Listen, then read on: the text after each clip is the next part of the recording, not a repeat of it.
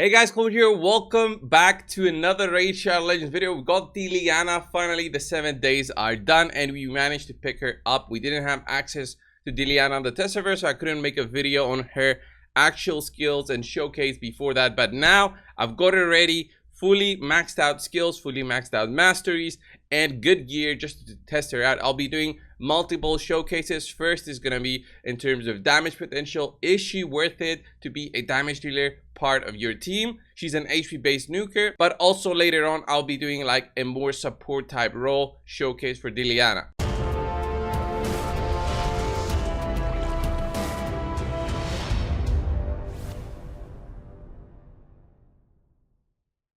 So Deliana, as you can see, I have her in a critical damage build right here with 80,000 health, 200 speed, a 264 crit damage with about 220 accuracy. But remember, Deliana gets some accuracy from the amount of health that she has. So for 100,000 health, she would get about 200 extra accuracy. So I would be closer to 420. But with the 80,000 that she has, obviously we lose out on about 16 or so accuracy. It's not that important, to be honest, but it's still a good amount of accuracy when you are considering that she is HP based. You're building HP anyway for any build that you're gonna go with her. So amazing in terms of, okay, I don't need to worry so much about the accuracy, and that's why I even went with that HP banner, HP amulet, and HP ring, of course, with HP percent substats everywhere that I could. Of course, in a more different build that I would use her, let's say for the Hydra, I would build her differently, and I'll show that in a little bit. But let's go first and just look at very quickly her skills. Leech on the A1, and it's also an AoE attack, so this will be great in the later part of the showcase in a more like support role, where also for the Spider 20, she can actually be the tank for the Spiderlings.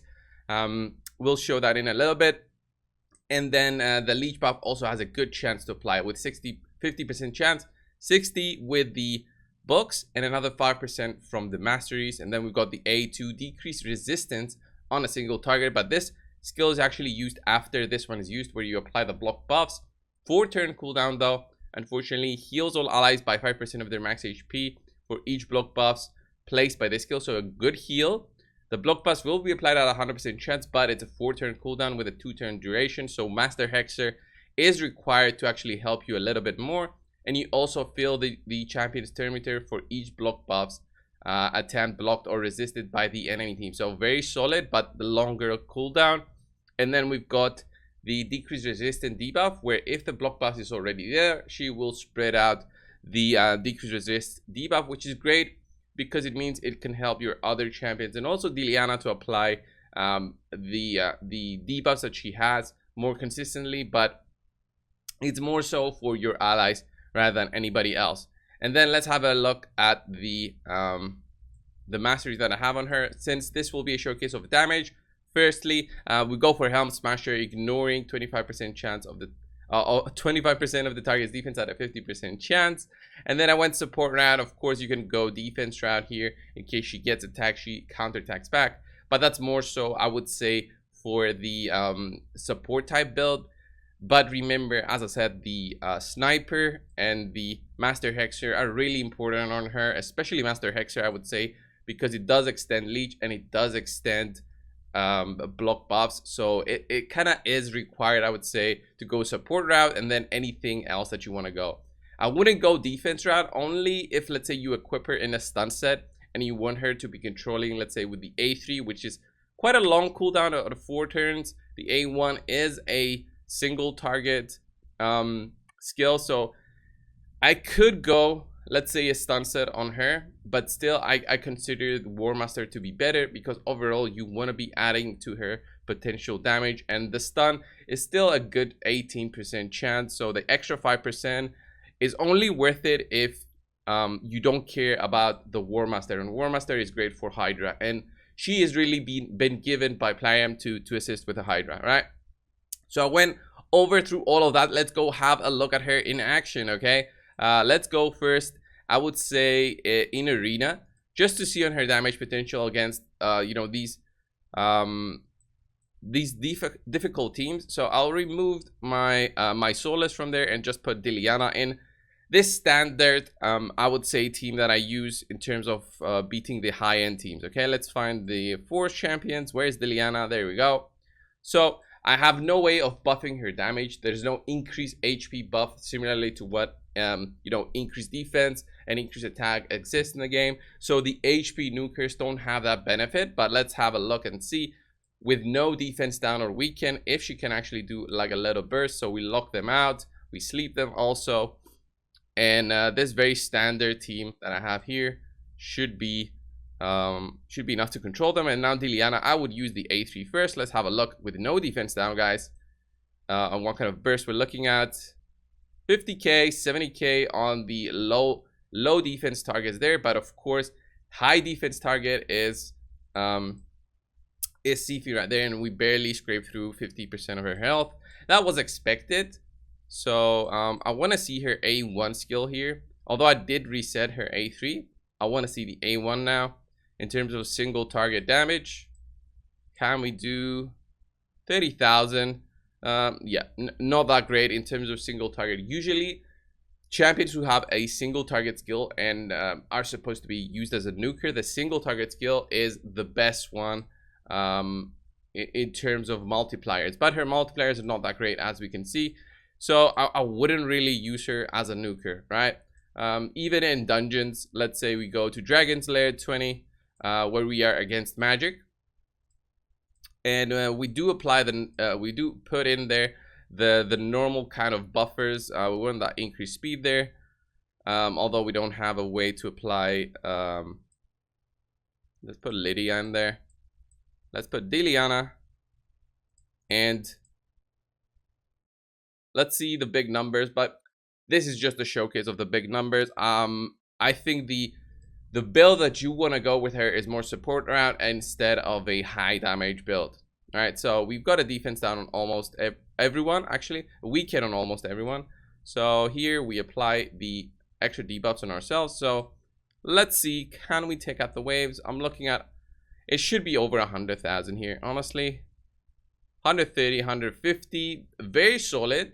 But again, with all these debuffs, it's not really realistic to be using her for damage. You won't be using all these champions in a specific team. Let's see the A1 here, 117,000. So yeah, you kind of need the defense down for it to be actually like a big burst of damage. And now with nothing on, let's see the A1, which is what she's left with because of her longer cooldowns. The A3 is a 4-turn cooldown, and the A2 is a 3-turn cooldown. So we still have to take another turn for the A3 to be up. Although I think this got its cooldown reduced when we did the big burst. Let's have a look at the A1 here. Wow, actually solid damage from the A1 with just the poisons on, which give us a 20% boost to damage. So if there was a defense down on them, I think the A1 would do like a solid damage. I want to see that in action again with just the poisons, which is 20% boost defense down, and weaken, which is another 60% reduction to defense, 25% extra damage to us from the weaken. So it should be a solid amount now with the A1. Look at that, 75,000 with the A1. Very solid. But again, it's unlikely that you'll be using all these champions. You're more likely to be using just the defense down with her, and of course not the same amount of gear that I showcase right now with Deliana.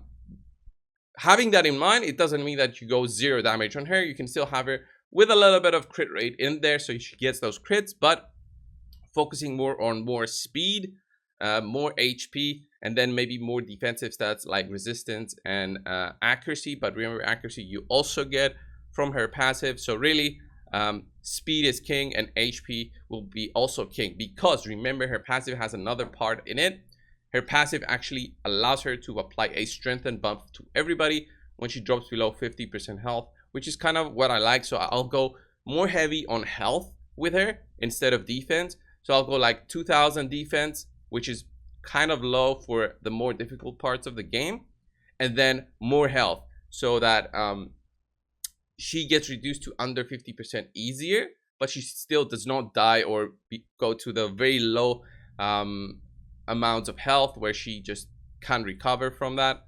And that's pretty much it. So Decrease resistance is also on for the dragon, and we'll see it in action in a little bit. We'll drop this down and let's go and change the build for Deliana, and we'll come back with a more support type build. Okay guys, we're back with the more support type build for Deliana. As I explained before, a stun set is only good if you're looking for control, you're looking for progression in terms of dungeons. A stun set overall will help you also in the faction wars and Doom Tower, wherever you need that more extra control from a champion that has multiple AoE. So her AoE is on her A3 skill, and whenever she doesn't use that, she'll be ideally using the A1 just to control more opponents. And of course, maybe you can consider going Fearsome Presence if that's the case, if that's the only reason you want to be using Deliana. But this build right here is a support type build for every single other area of the game, and especially for the Hydra, which is the idea behind giving this free champion to everybody.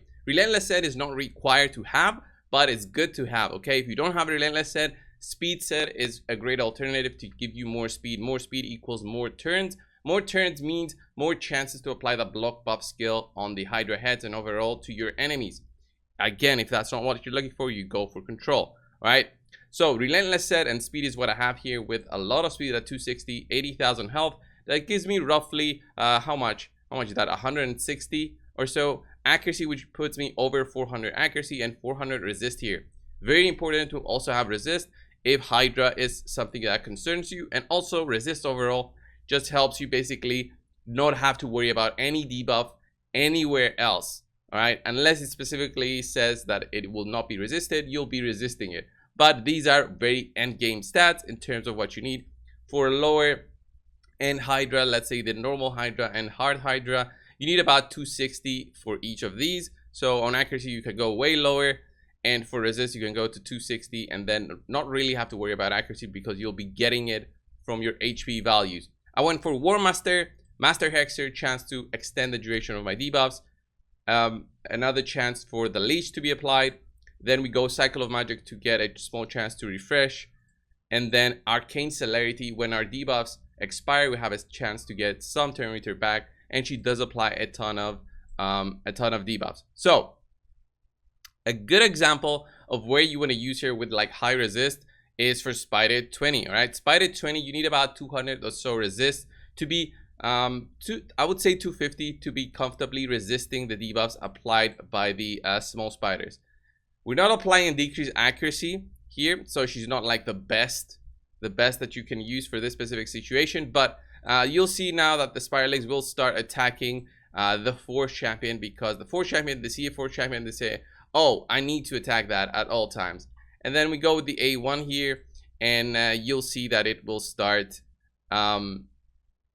you know, healing her back when she drops low. Since she is very fast, she'll be taking turns. We cannot go the counterattack build with her for this one, but look at that, boom, she heals to full. She basically tanks the small spiders with this build, and if she ever gets an extra turn, she can do like multiple A1s or like an A3, A1, anything that you want. So here you see how low she drops, like 70% health, and let's say we would eventually have our A3 again with the cold hearts and be able to nuke out the big spider. But here let's say I want to apply the decreased resist as well, so we have no chance of us getting the poisons on us. Not getting the poisons means you survive way longer, but look at that A1 with basically no damage, by the way. Boom, heals to full. So you can use that actually to your advantage, and it's a build that I'm gonna be using on the free-to-play account to progress through the spider. Fortunately, it will be something that I can't do on the free-to-play. So after this, I'll show you her in, well, what I said before, the Hydra, where you want to be using her to actually manage to push through and reach, let's say, harder difficulties. So the hard Hydra or the brutal Hydra. Okay, now here we are in a hard Hydra with a, I wouldn't say easy to get team, because some of these champions you have to get lucky to get, but the idea stands behind. You need a defense down to help your damage be boosted. Shamael helps when the Torment head is available. If not, then you have to use something for a cleanse, let's say a Doom Priest. And defense down, Husk is a great AoE damage max HP champion. Alternative will be, of course, Royal Guard, but the good thing with Husk is that he also has a Provoke, which now Provoke helps against the Head of Decay. And HP burns in general help with this specific encounter, right? The Hydra heads are really susceptible to the HP burns. They get a lot of damage dealt to them, and it's good to have an HP burn champion. So block buffs is always good to have, because block buffs is what basically helps you with the Head of Mischief. If you manage to land it, it will, even if it steals your buffs, it will not get the buffs on it. So let's try and apply the block buffs here. We get it on 3 targets, that's all right. And because we have the Head of Torment against us, we use Shamael to basically gain those extra turns. So we can either do our A1 here. I'm actually going to try and use the A, instead of the A2, I'll use the A1. So I'll try to land a provoke there on that head. Couldn't land it. That's kind of unfortunate, but let's see if we can get a turn. Decrease attack also helps, just generally getting less damage dealt on you. You get the cleanse there. In some situations, I would just use this opportunity to reset and then try again. So I actually landed, but we'll just apply the HP burns. And the idea behind the whole team stance is that you want to be doing as much damage as possible to the Hydra while also surviving. So Deliana helps you survive. She'll be actually be the one using the A1 skill to apply the leech. Leech helps my my other champion survive. So look at that, leech on everybody. So anyone who attacks now will actually be also leeching some health back. So let's say we want to do the decreased speed there. Look at that, with Stagnite, he heals a little bit back. And ideally, you want to have War Master and Giant Slayer on everyone, and want to be using this to your benefit, right? And we get a nice shield from Akoth there. Akoth is available from the normal version of the Doom Tower secret rooms, so not that hard to get and not impossible to get. So look at that, everybody is healed almost to full with the combination of champions that I have in this build. And for Hydra in general, the idea is you have to first understand the encounter, know what you have to be doing at all situations, and then you go in there and fight. You can't just press auto and do this, but you also have to have a good amount of stats overall. So the block buffs, because we didn't have it before and the Head of Decay managed to cleanse, this is not an ideal run to start with, and all the buffs are on the enemies. But you see the utility, possible utility of Deliana with the block buffs. And we can't even do the decreased resistance right now because we want to spread it also. So I'm gonna wait another turn. The increased accuracy on the Head of Suffering. All right, let's see. Boom. We did apply it on 3 targets. That's still okay, although this is the target that we want to do this. Let's do the A2 there. Solid damage coming out of Husk, and we gain an extra turn meter because of Shamael. So let's see the decreased resistance in action. That would be nice, just to see her debuff spread. But we also want to have her A1 skill going at all times, so we make sure we have the leech at least, which helps heal, although at the moment I'm not really receiving much damage. So let's see the decreased resist. Look at that beautiful decreased resist. Actually landed on everybody, which I'm surprised. I thought they had to have a block buffs on them. Maybe I gotta read the skill again. I think it's only with the turn meter that you gotta have the block buffs. Gotta read that skill again. Right. And basically we want to be attacking at all times the Head of Torment to gain the extra turn meter on Husk, and that's pretty much it. But also Husk really allows us to also provoke. There it is, the provoke. That's what I wanted to see. We could do the A2 there, and we're already at 2.5 million. Remember, you need about 20 million to get the final chest on Hard Hydra. All right, so it only has to be 1 target with the block buffs. I thought it was 2 all targets with the block buff. So actually it's even better. The A2, it's even better. So you just have to have 1 target with the block buffs, and then you can spread it to everyone, which is actually much better than before. Did apply leech now to some of the targets, like 3 out of, and we can try and do the block buffs again. The only bad thing is here with Stagnite having the heal reduction on him, because not have that on so he can heal, and we don't have a reviver in this specific team. So I'm not gonna get this run fully going because there's no point. The showcase is really just the utility that Deliana can provide. The decreased resistance helps a ton in applying the debuffs. Let's apply the decreased speed. Look at that, single target, beautiful.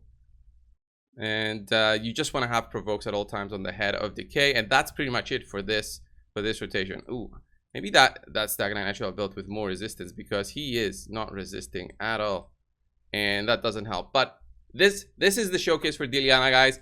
A very strong champion, I would say. She does have a lot of utility and multiple ways to build her, but as I showed at the start, she's not really built for just straight up damage. Support is the way to go. Stun set if you're looking for progression, but relentless or just straight up speed if you're looking for a more support type build and something to help you with the hard version of the Doom Tower or the normal version. Wherever you feel that you're stuck, she'll be definitely worth a spot. The Leech, very strong. Block Pass, very strong. Decrease resistance, very strong again. And she's free. Don't need to book her, okay? You don't need to book her.